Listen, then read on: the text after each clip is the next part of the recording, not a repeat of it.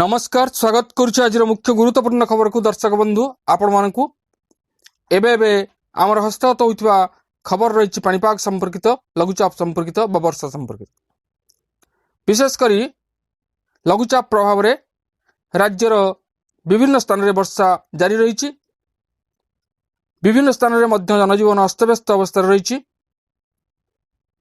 तेबे आग को किभली भाव रही पाग एवं लघुचाप प्रभाव आउ किभली भाव रहिबो एवं आगु पुणी एक लघुचाप सृष्टि होवार संभावना मध्य रही जानिबा से संपर्क में संपूर्ण विवरणी मु आपण मानकु ए वीडियो प्रदान करिवि सेति आपण मन निश्चित वीडियो को प्रथम शेष पर्यंत देखिबे जदि वीडियो भल लागे ते पाखर लाल बटन निश्चित सब्सक्राइब करिवि पाखर आस्तुवा बेल आइकन बजाय देबे एवं ऊपर आस्तुवा ऑल नोटिफिकेशन मध्ये क्लिक करे भूलियनि जा फल एबळी वीडियो सर्वप्रथमे आपण मान निकट पहुंच परिबो। तबे आसंतु जानिबा आज पाणीपाग संपर्कित विशेष गुरुत्वपूर्ण सूचना को। आसंता 5 तारिख पुणी बढ़ वर्षा। 2 दिन तले बंगोपसागर सृष्टि होइतिबा लघुचाप वर्तमान अवपात अवस्था दक्षिण ओडिशा संलग्न उत्तर छत्तीसगढ़ और उत्तर आंध्र उपर सक्रिय रही धीरे धीरे यह ओडिशा ठारू दूरे जिवो फल राज्य में पूर्वापेक्षा वर्षार प्रभाव ह्रास पाइब। मात्र 4 तारिख किंबा 5 तारिख बेलू बंगोपसागर में आउ एक लघुचाप सृष्टि होवार संभावना रही। यही लघुचाप घनीभूत हो अवपात परिणत हो पारे तेणु 5 तारिख आउ एक पर्यायर वर्षार प्रभाव बढ़िया नहीं आशंका करिछि पाणीपाग विभाग। पाणीपाग केन्द्र सूचना अनुसार सोमवार ठारू 3 दिन पर्यंत राज्य में विशेष वर्षा होबार नहीं काँ भाँ अंचल वर्षा हो पारे तेबे 5 रु पुणी बढ़ वर्षा।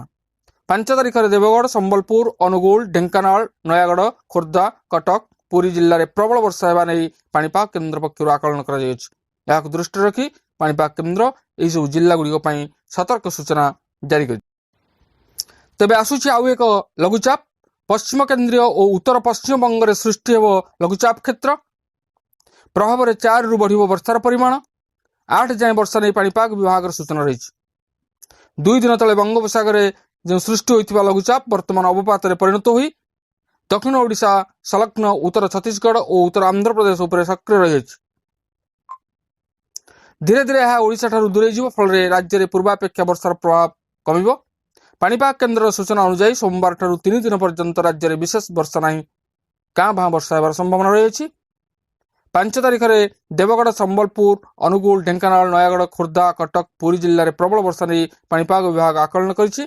दृष्टि रखी पाणीपाग केन्द्र जिला गुड़िक येलो वार्निंग जारी करिछि। तेबे ए थिला आज पाणीपाग संपर्कित एक विशेष गुरुत्वपूर्ण सूचना। आज पुणी देखा आगामी वीडियो रे। रहुछि धन्यवाद नमस्कार।